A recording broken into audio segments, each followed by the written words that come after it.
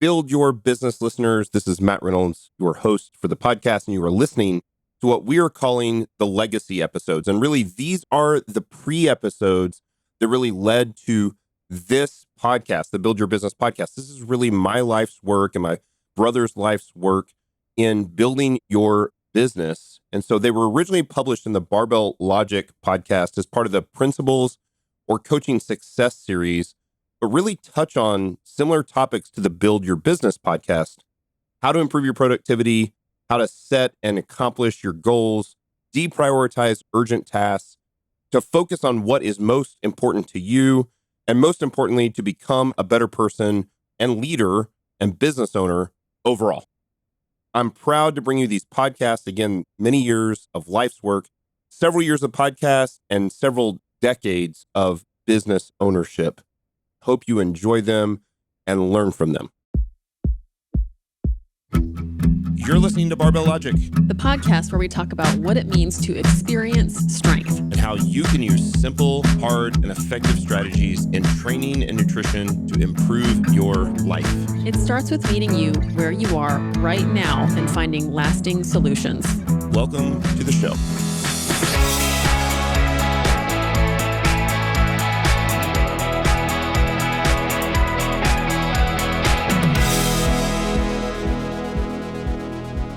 You're listening to the Barbell Logic Podcast. This is another coaching success series. I'm your host, Matt Reynolds, and I want to dive right in today with unit economics. Man, the stats you need to know the health of your business. And I think a lot of times this is for business owners, this is sort of like if you were ever had that time period in your life where maybe you were in college or in your early 20s, and the bills came in the mail and you just didn't open the mail because you didn't want to see the bills. And I think a lot of business owners treat unit economics the same way. They don't have a good handle on their financials. Look, I think over the long haul, you need to invest in a great accountant, in great insurance, and a great attorney. Those things have saved my ass many, many times. However, even from the earliest days of the business, I always wanted to have a good handle on the finances because I want to know, listen, not all of the unit economics we're going to go through today, even if you run a healthy business, are going to be healthy. But I want to know the places that I need to improve in the business. And unit economics, what it really does, and we'll talk about kind of macroeconomics as well for the business. We'll talk about the big numbers as well. But ultimately, you want to know that each individual client, you want to know how much money that client is making you, like for real, like literally how much money that you're making. And we find that out by unit economics. So I'm going to walk through a handful of some of what I think are the most important metrics that you keep for your business. You don't need an accountant to keep this stuff. You can do this on a spreadsheet, on a basic Excel or Google spreadsheet. You can certainly use QuickBooks Online or one of the other softwares that does this. But in the beginning, you don't need that. As a matter of fact, I actually think it's better in the beginning to just do this on a spreadsheet because you'll have a better handle. You should be the person doing the math on this for the first year or so of your business. And then as time goes on, you'll start to have software and people that help collect that, and they'll report that back to you. But again, this is really a podcast for new business owners trying to get their businesses established, specifically their coaching business. And I want to talk through some of the things that I'm seeing and really important metrics to dive into. And so let's dive right in. So the first major metric that probably everyone knows, you should definitely know this, is your gross revenue, right? And that's just top line revenue. That literally means how much total money is coming into your business every month, right? And we also look at that per quarter and per year. But in the beginning, monthly is the way to look at it. We want to split this up basically by month. Now, you should already know that, right? So if you're coaching, you should know I've got $3,000 coming in, or $3,200 or $5,500, whatever it is. That is the top number, right? That's before expenses or anything else. If you're doing this right, you've listened to the podcast for several weeks, you've got a bank account, all of the money that gets charged to your clients should get deposited into that bank account, right? Checks, cash, credit cards, Stripe fees, Stripe payments, all that kind of stuff, all that gets auto deposited into that account. And that account tells you every month when they send you the bank statement, you'll know, you can just pull up your online banking even on a daily basis and see how much money has come in that month. As a matter of fact, for us, we process really virtually everything, almost 100%, I guess with the exception of the government contracts, get processed through Stripe.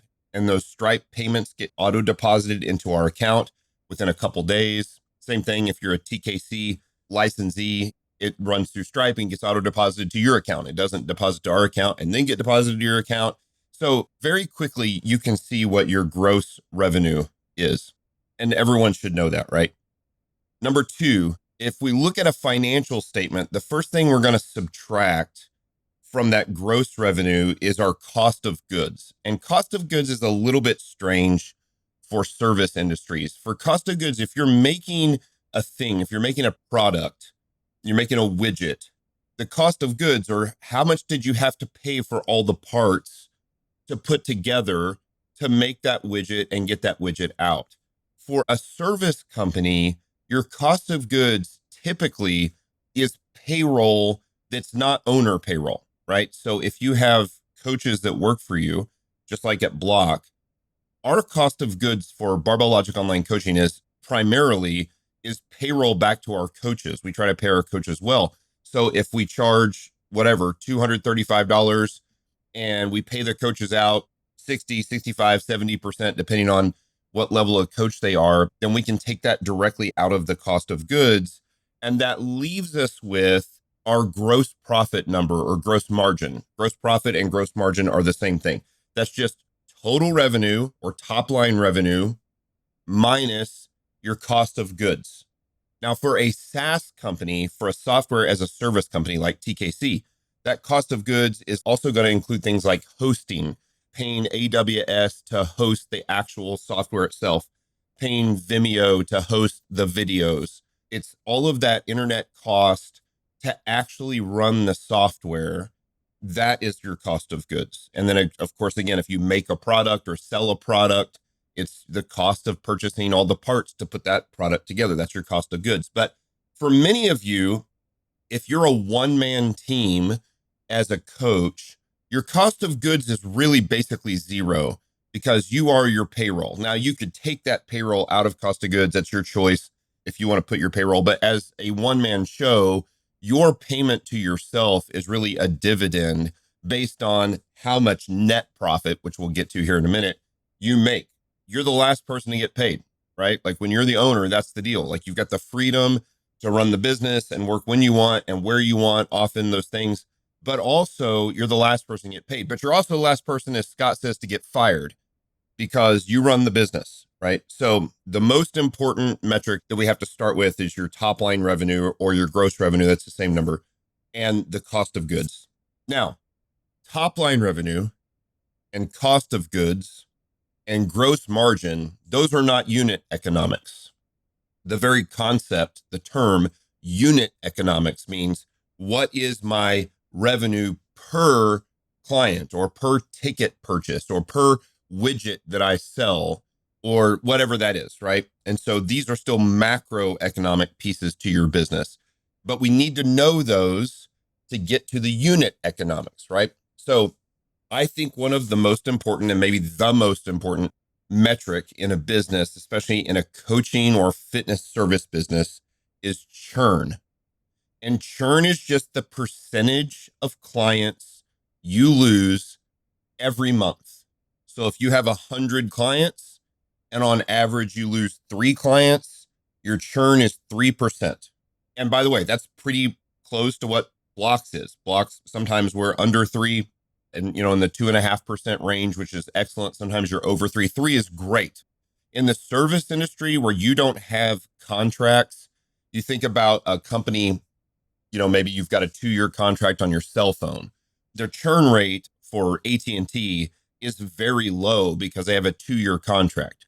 The churn rate on a major corporate software like Salesforce or HubSpot or, where you're deeply integrated in the software is extremely low because the process of changing over, we use HubSpot at Barbell Logic. If I were going to move from HubSpot to Salesforce, the amount of work that would have to be done is unbelievable.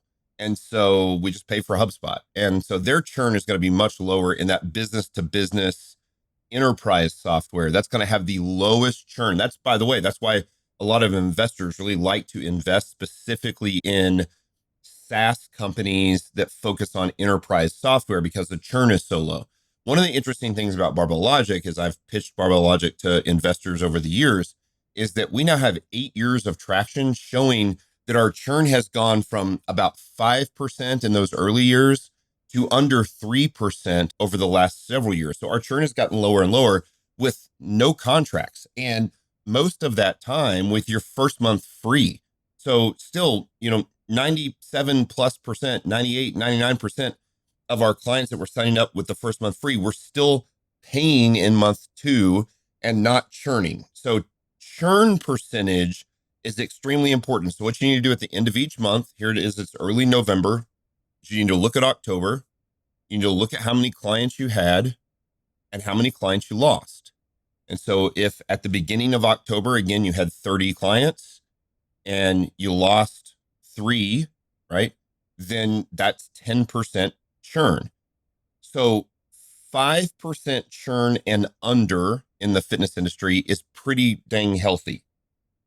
Over 5% starts to get into a little bit of the red flag zone. And 10% churn is danger zone for sure. That's danger zone. Because if you have 10% churn, you literally have to replace 100% of your clients every 10 months. Every 10 months, which is really, that's very difficult to do. So as much as you spend time focusing on getting new clients, you should spend an equal amount of time focused on keeping clients. We made this major change several years ago, and we were constantly focused on getting more clients, and we still are.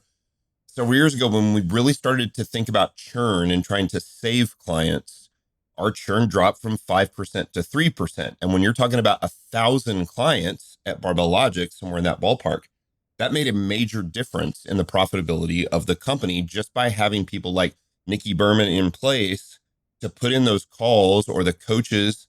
When we start to see the red flags, the compliance or the consistency drop on TKC on the software, we often can see that a client is potentially going to churn before they know they're going to churn. And so that's one of the things, again, I love about TKC is that I can see that. I can reach out. I can send a text if they're not responding on the software, if they're not responding to DMs, if they're not completing their workouts.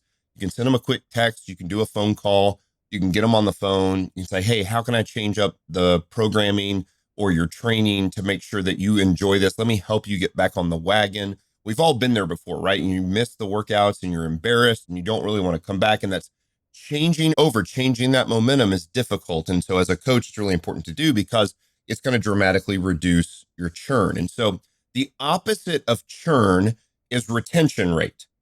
So what percentage of your clients do you retain? So if your churn is 3%, your retention is 97%. It should add up to 100%. Those are really the same numbers, just opposite sides of the spectrum. What percentage of clients do you lose? Therefore, what percentage of clients do you keep, right? Once you know your churn number, you can calculate very easily what your average customer lifespan is. So again, if you have 3% churn, you just divide 100 by 3 and you end up with 33.3 months. And so if you have 3% churn, and you can start to see very quickly why churn is so important. If you have 3% churn, your average client stays for 33 months. Well, that's a long time in fitness. But if your average churn is 10%, they only stay for 10 months. They don't even stay a year. And so you can see how important churn is. So churn is an extremely important piece of the unit economics and the unit metrics. And then the average customer lifespan can be calculated off of that. Now, once you know those, you look at your number of customers or number of subscribers. We've talked about this before. Number of subscribers, that's the number, because that's the thing that gets you your monthly recurring revenue, your MRR. If I sell, this is one of the things that's very difficult about selling a product. If you sell a widget, you're basically having to calculate, well, this month we sold 250 widgets last month we sold 175 and then next month we expect to sell 300, but you only sell 194, that becomes very difficult because when you sell just a single product, you sell a book or you sell a thing, you sell a one-time fee educational course online, which is very popular right now. There is no way to calculate monthly recurring revenue. And so instead, even without a contract, if you know that you have 30 clients and they all pay $200 a month, then you can plan for $6,000 in revenue next month, because if you keep those number of clients, and not only that, you can actually calculate if you know your churn, well, it's actually 6,000, except for I'm going to lose 3. And then how many am I going to pick up? Am I going to gain 3? Am I going to gain 5? Am I only going to get 1? And it gives you that great data. So you need to know your number of subscribers or number of clients, and you need to know your average ticket price. So for Barbell Logic, that's about $230, somewhere in that ballpark, right? So over the years, for those of you who listen, I think we started at $179 a month. I think our base professional service now is $235. It's gone up over the years. Of course, we've got exclusive coaching, we have nutrition coaching, we have all those things. Our average ticket price is about $230. And so you could do the math. If we have, again, I'm not saying this is exactly what we've got, but if we had exactly 1,000 clients and the average ticket price is $235, then we know that we've got $235,000 coming in per month in monthly recurring revenue. It's very important. So you know how many clients you have. You know what the average ticket price is. You just take your gross revenue and divide it by the number of clients you have, and you get your average ticket price, right? And then I can take that average ticket price and multiply it by the average lifespan of the client to get the lifetime value of the client, or what's called LTV. So again, if the average ticket price is $200, let's say, I'm going to actually pull out my calculator here, $200, and your client stays on average 33 months because you've got great churn, then the average client is going to bring in $6,600 over the life of the client. That lifetime value number is extremely important, right? So again, you just take your average ticket price and multiply it by the average number of months, or the customer lifespan that we talked about a minute ago, and you can see what the lifetime value of the customer is. Now, let me be clear. That's the top line revenue value of the customer. That's how much total money they're going to bring in.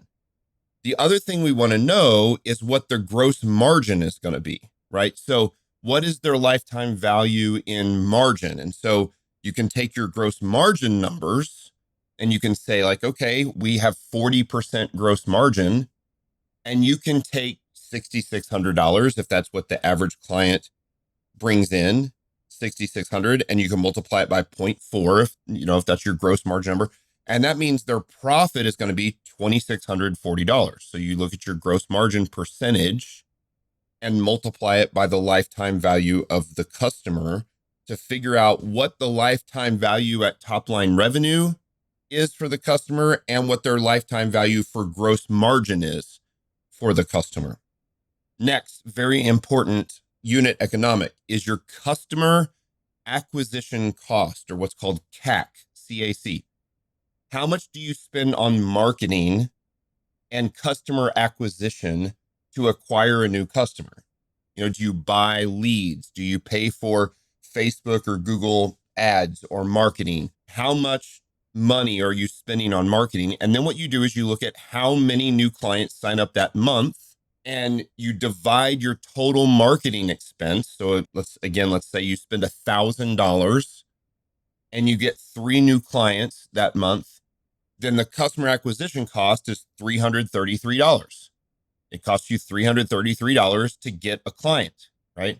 And that's okay if your churn is low, because one very important ratio that most people don't understand is the customer acquisition cost, or the CAC to lifetime value ratio. And that lifetime value ratio should be on gross margin. If your CAC to gross margin ratio is 1 to 3 or better, then you have a healthy business. So if it costs you $300 to acquire a client, but the margin on that client is going to be $900 or $1,000 or more, then you have a healthy CAC to lifetime value ratio. If you spend $500 to acquire a client and they're only going to make you $1,000 over the life of the client, that's a 1 to 2 ratio. That's an unsustainable, unhealthy business. So CAC to lifetime value, gross margin lifetime value, not top line revenue lifetime value, but the margin, then that tells you if everything is healthy. For us, we can see our average lifetime value of a customer at Block is about $7,500. That's top line. I can take that $7,500. I know that we're about a 50% margin, and that's not just for Block, but that's for all of the companies across the board. So that's $3,750. Our CAC is about $130. So I can divide that by 130. So we have a 1 to 28 ratio or 1 to 29 ratio. It's super. What that actually means is that I should be spending more money on marketing to acquire more customers, because our ratio between CAC and LTV is so good that it tells me I'm not spending enough money on marketing. I should be able to spend more money on marketing in order to drive more client signups, which is one of the things we're looking at doing right now. It's one of those places that we are so healthy there that it actually exposes the fact that we are a little cheap when it comes to marketing. We put out a ton of content, as you know, and we put out the podcast and YouTube and written articles and ebooks and emails and all these sorts of things. And we don't spend a ton of money on those things. At this point, we've got a pretty tight system, and we use that content, which is never behind a paywall, to drive clients into the funnel. And some of those content consumers become paying clients at Barbell Logic. What I should be doing is taking some of that content and actually putting it into paid marketing and paid advertising to be able to actually land more clients, to expand the reach that Barbell Logic has. And of course, we've got pretty good reach. We've got, great following on the podcast and YouTube and solid following on social media, but we could actually spend a little more money there. And so that CAC to LTV ratio should be 1 to 3 or better. And that LTV is based on your gross margin, not on top line revenue. And then I've talked about this before, but churn might be the most important metric that you keep. The other metric that would be in competition for the most important metric is your monthly recurring revenue, your MRR. I had even another conversation with a coach yesterday, a great coach, a coach I love. You've got to get away from charging by the session. If you charge by the session, your MRR is nothing, because if the client doesn't do sessions next month, then you don't get paid. Not only that, you can't calculate. If you don't know if a client, 1 month they go 12 sessions and the next month they only have 9 or 7 because they go on vacation, there's no way to have an accurate calculation of monthly recurring revenue. So what you want to do is you want to know that every client is getting charged X amount. I charge every client $250 a month or whatever that is.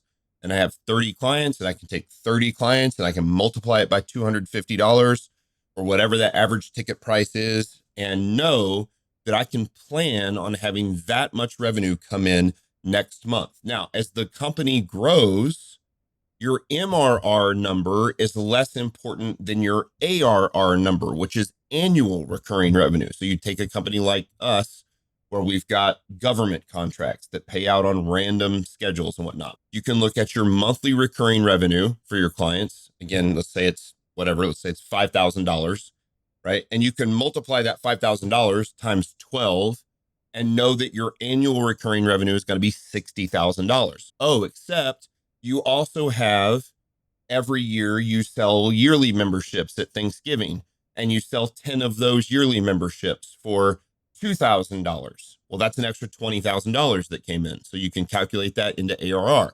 Or you've got the government contract or some other sort of contract that pays out annually or pays out quarterly or whatever that is. So for most of you early in the business, that monthly recurring revenue number is the thing that's going to be most important. It was actually a tough change for me to go from really looking each month at what the revenue was and the gross margins and the net profit, and move to quarterly, looking at quarters.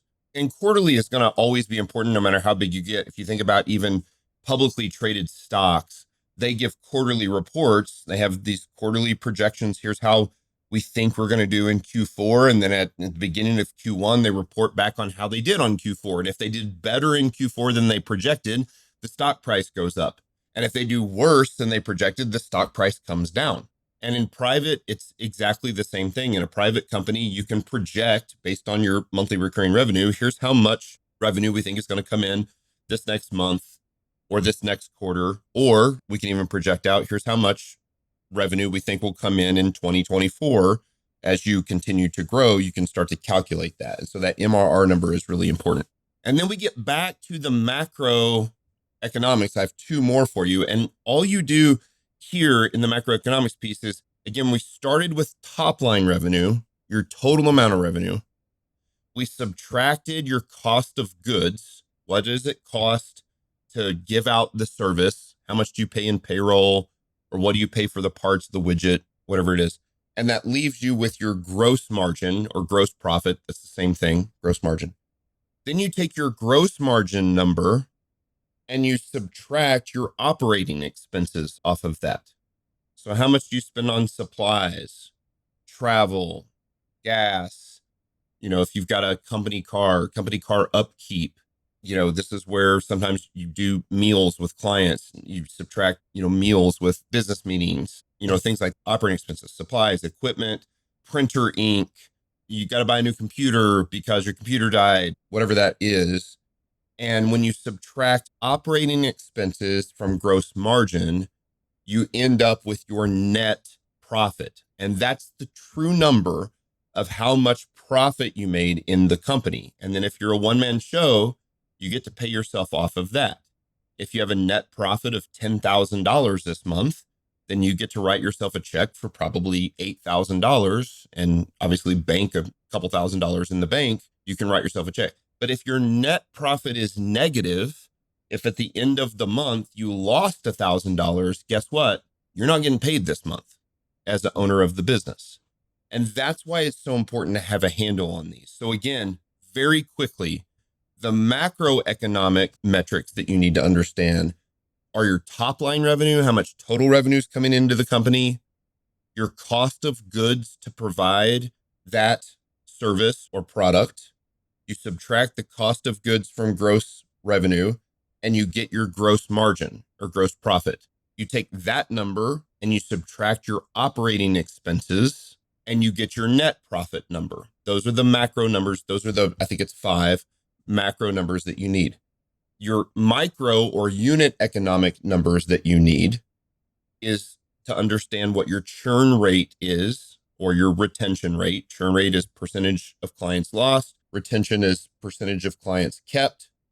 Your total number of customers or subscribers, the average ticket price for those subscribers, the lifetime value of that customer, both at gross revenue and at gross margin. So both at top line revenue and gross margin numbers, your customer acquisition cost, CAC, your customer acquisition to lifetime value ratio, specifically customer acquisition cost to the lifetime value, the gross margin value of the customer, your monthly recurring revenue, and that's it. And you keep those on a spreadsheet. And so, it's about 10 or 12 pieces of data that you'll keep. And it really only takes probably an hour a month at the end of the month. So here we are at the beginning of November. You should be able to go back in October, and within an hour, you should build a spreadsheet for October, where October is a column and all of these metrics are in the far left-hand column, and you fill in the numbers for October. And then you'll do the same thing for November, and then you'll do the same thing for December. And then you'll start to see trends over the course of 3, 4, 6 months. And you'll start to see the things that are changing. I can see the trend line for Barbell Logic for churn for the past 3 years. I know exactly what's happened with churn. I can see the trend line on profit margin, on gross margin, on net profit over the last 3, 4, 5 years. I can see that we've got that actually graphed out because we calculate all these things. We can see when something is out of whack, when we're spending too much money on something, or when we're spending too much money on payroll, or when we're not spending enough on marketing, as I just talked about. Because our CAC to LTV is so strong, we should spend some more money. We should ramp up our marketing budget. And I think we're in the process of doing that. And so unit economics are really important to understand the health of your business moving forward. And it's just like anything else. It's just like if you're a big fan of YNAB, if you need a budget, you're not going to get it perfect in month one. It takes about 3 to 6 months to really see the trend lines, to know where the places are that the red flags pop up. So you know, here are the places that we're really healthy and doing well, and here are the places that we're struggling and need to do better, right? But this is another one of those things like systems and standard operating procedures that many owners never want to do because they don't want to face the reality of the financial situation that their business is in. And if your business is going to last, if you're playing the long game, you have to know these metrics. So I am always happy to talk through this. If you want to shoot me an email, I'm easy to find on the website, on the Barbell Logic website. Shoot me an email. I'm happy to help walk through this and answer any questions. You can obviously always send an email to the podcast. You can post comments, and when we post this on social media, happy to help you calculate that and give you an idea. But again, it's not that difficult. And so these are the metrics that you need to know. If you know those metrics, you can have a really good handle on the health of the business. So this has been another episode of the Barbell Logic Podcast Coaching Success Series. Again, this is probably one of those episodes you certainly don't have to be a coach to get value from. If you know another business owner that's not a coach, shout out to Quinn, again, from Salt and Strings Butchers.